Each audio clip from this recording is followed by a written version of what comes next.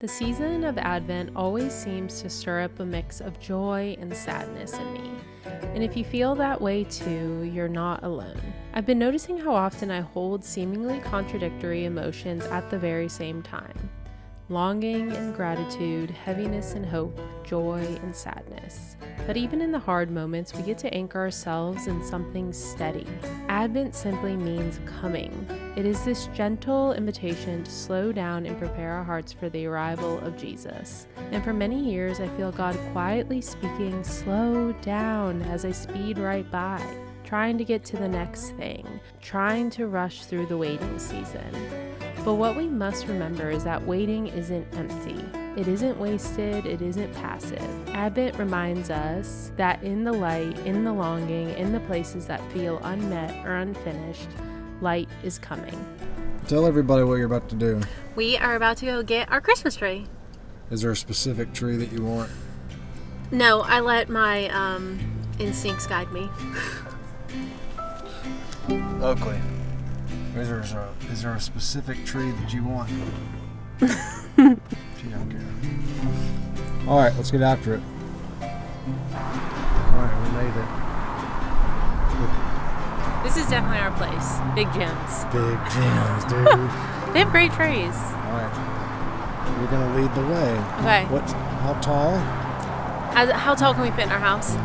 As tall as possible. I think 8 feet. Okay, so maybe 8 feet? 7 feet? Let's do that. Okay, 7 feet? I never know which kind we get, but I really like to look at them and go by vibes. Yeah, let's go by vibes. This one already has good vibes, but... Vibes. It's a vibe and tree. So far, I want to just keep in mind that one back there. All right. This one looks good too. This one does look really good. Damn. It's a good looking tree. So it's 6.5 though. That looks good. But will it, I want it, like how much space between the ceiling? I think there's 8 feet. Because one thing I do want to find is an antique star for the top. Right. Okay, this one, do you think this is number one? Maybe. It's pretty cool. Because I like seeing that it's like not falled yet, or dropped. Keeping that one in mind. That one kind of looks nice. Let's do it. Let's take a look.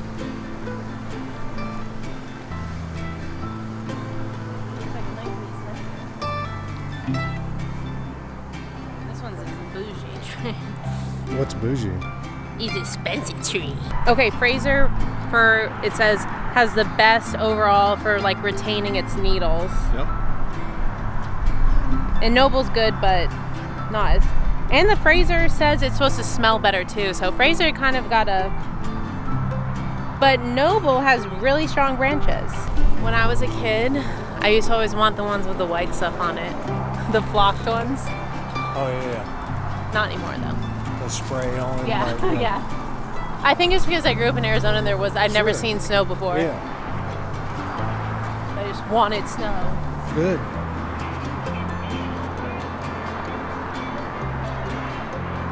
And this is cool.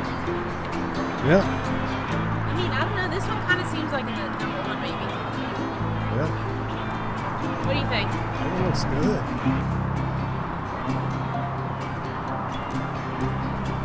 You think it's good? What do you think for real? I like it. Are we going with it? Wreath too? Yeah.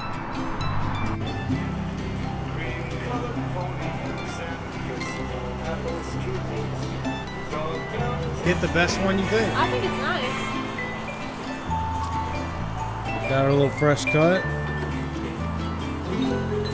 Let's get it. All right, are you pleased with your experience? They were so nice too. The people who work there are always great. And what is it called? Big Jim's Christmas trees. Big Jim's Christmas Check them trees. out. Show us your wreath. Back up. That's awesome. All right. Merry Christmas. Merry Grandma. We're gonna put it in the house. Oakley, what do you think? You got a cool Christmas tree?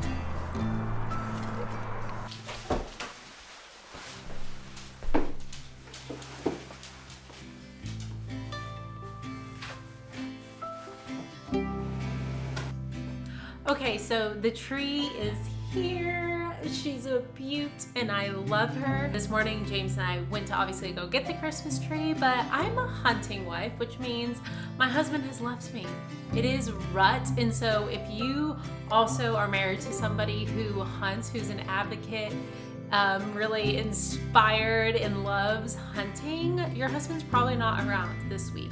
This is a very important week, and so hoping and praying he does get a deer, but that means I'm here to decorate the Christmas tree on my own, which I really don't mind. I'm going to put on a Christmas movie, pull out all my decorations, and get going with that. But before we dive in, I promised that I would share some of the pieces that I really, really love in my collection of Christmas decor. So I've got a bunch of lights everywhere, but I also I got this at an antique shop.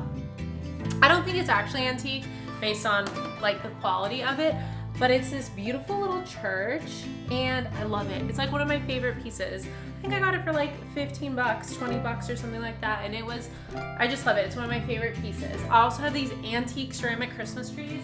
Okay, these might actually not be ceramic, but I've got 4 of these. I did have 5, but I dropped one last year. So I've got 4, they're all different shapes and sizes, and I got them from an antique shop, so I think they're antique. There's no way of truly knowing, but they're just fun little pieces that I love having around the house. God meets us right in our waiting. Not just when everything comes together, not just when our prayers finally make sense, but right here, in the in-between and hidden places.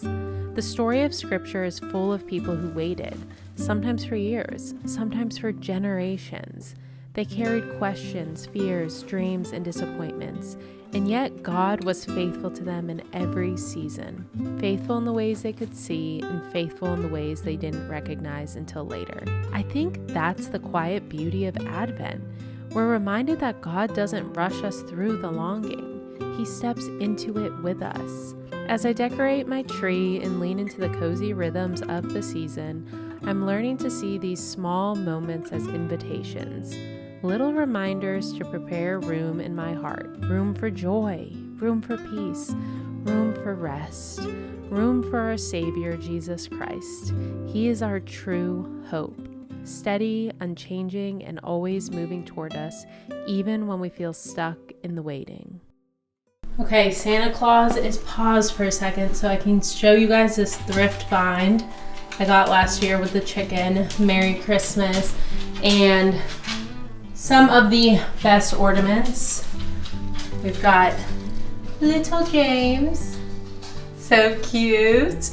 I also got this baby Jesus ornament, which we had that up there until one day I do want to find an antique Christmas tree topper, like a star or something. We've got these were gifts, these ducks right here. And then, let's see, chicken. Obviously, we've got a couple chickens hanging around the tree. Let's see.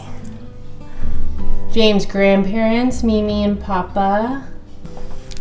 And then we've got another chicken skiing. This is a cool one. It's kind of like mountains, a mountain aesthetic. Some angels that were also a gift hanging around here.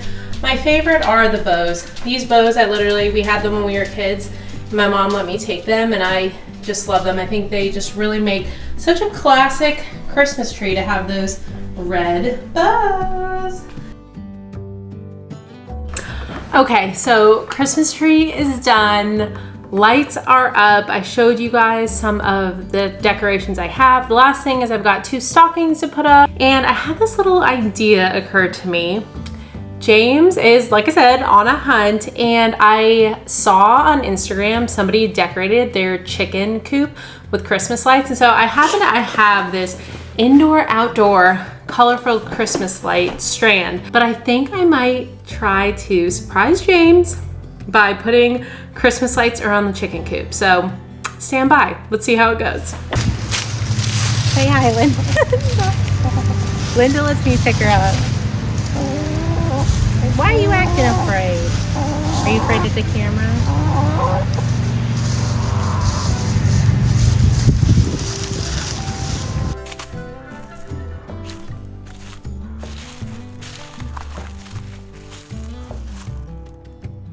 Okay, so the day is coming to a close. A very Christmassy day, my favorite types of days. We got the tree up, decorated, looking beautiful.